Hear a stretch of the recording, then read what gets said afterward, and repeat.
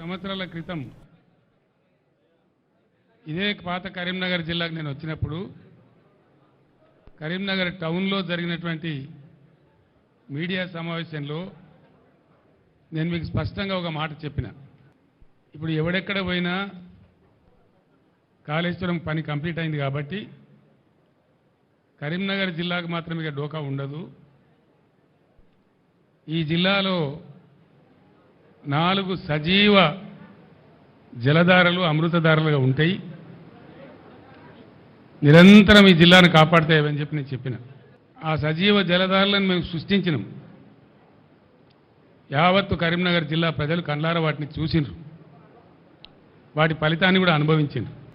ఒకటి మానేరు వాగు, అప్పర్ మానేరు జలాశయం దగ్గర మొదలుపెట్టుకొని అన్నారం బ్యారేజీలో గోదావరి దగ్గర కలిసే వరకు నిరంతరం నీళ్లతో కలకల్లాడేటువంటి చెక్ డ్యాంలతోని, ఇంటర్మీడియట్ డ్యాంలతోని, కాళేశ్వరం నీళ్లతోని కలకల్లాడుతూ ఉంటుంది అని చెప్పినా దాన్ని చూసిన కండ్లార ప్రజలు గత 5 ఏళ్ళు 6 ఏళ్ళు.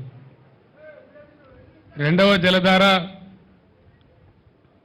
వరద కాలువ, దశాబ్దాల తరబడి పెండింగ్ ఉన్న వరద కాలువను కంప్లీట్ చేయడమే కాకుండా శ్రీరామ్ సాగర్ పునరుజ్జీవ పథకం అనే పేరుతోని ఆ వరద కాలువనే రిజర్వాయర్గా మార్చి 1.5 టీఎంసీల నీళ్లు సంవత్సరం పొడవుతా నిండా ఉండేటట్టు చేసినాం.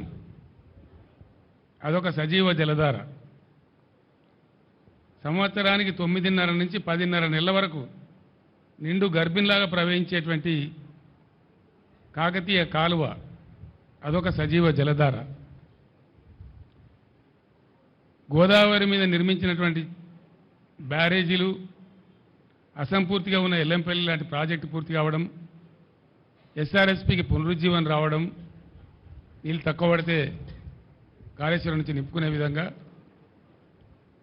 గోదావరి నది 200 కిలోమీటర్ల పాటు నిండు జలాలతోని గర్భిణిలాగా ఉండేటువంటి అదొక సజీవ అమృతధార. ఈ 4 దారలు ఏ విధంగా నిండి ఉండెనో గత 5 ఏళ్ళు 6 ఏళ్ళు ప్రజలు ఏ విధంగా వాటి ఫలితాలు అనుభవించినరో యావత్తు ప్రజానీకానికి తెలుసు.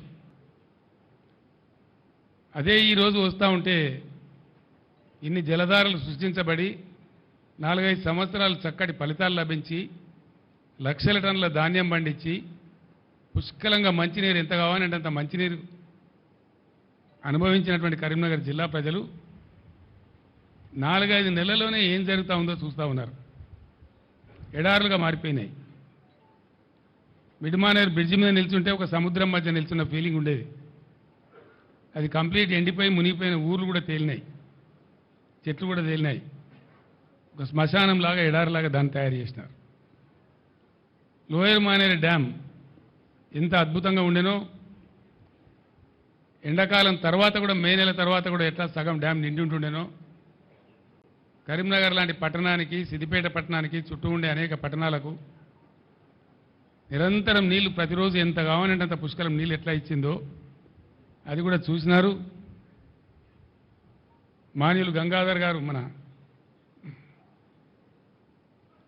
గంగుల కమలాకర్ గారి ఇంట్లో నేను భోజనానికి వస్తే అక్కడ కరీంనగర్ టౌన్ మేయర్ గారు, కార్పొరేటర్లు, ఇతర ప్రజలు చెప్తా ఉన్నారు, రోజు నీళ్ళు వచ్చేసారు కరీంనగర్ టౌన్లో. అట్లాంటి ఇప్పుడు ఆల్టర్నేటివ్ డే చేసిండ్రు, ఇంకా 2 రోజులు అయితే 3 రోజులు అంటున్నారు, 4 రోజులు అంటున్నారు, భయం అయితే ఉంది అని చెప్తా ఉన్నారు. ఎందుకు ఈ పరిస్థితులు వచ్చినాయి?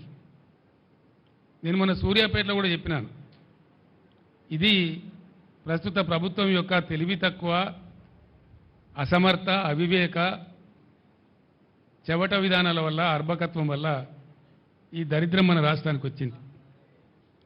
ఒకటే మాటలో చెప్పానంటే ఏం కనబడుతుందండి? 2014 కన్నా ముందు తెలంగాణలో ఏ గోస, ఏ ఏడుపు, ఏ బాధ, ఏ మంచినీళ్ళ ట్యాంకర్లు, ఏ బిందెల కొట్లాటలు, ఏ కాలిపోయిన మోటార్ల రిపేర్లు వేలాదిగా లక్షలాదిగా ఏ సీన్ అయితే 2014 ముందు కనబడుతూ ఉండేనో మళ్ళీ అదే సీన్ పునరావృతమైంది.